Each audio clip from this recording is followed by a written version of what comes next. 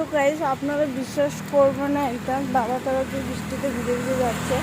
তো আপনাদেরকে আমি দেখাতে চাই যে বাবা তারা কতটা বৃষ্টি ভিজছে।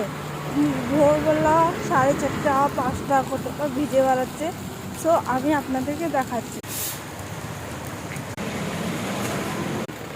তো গাইস আপনারা বলবেন ভালো না না, তো আপনারা কি চান মা বাবারা যে এতটা কষ্ট করছে? বাট আমি সত্যি কথা বলবো, আমিও ডিমান্ড করি মা বাবার সাথে, তাই নাকি মা বাবার সাথে ডিমান্ড করি না, আমিও করি,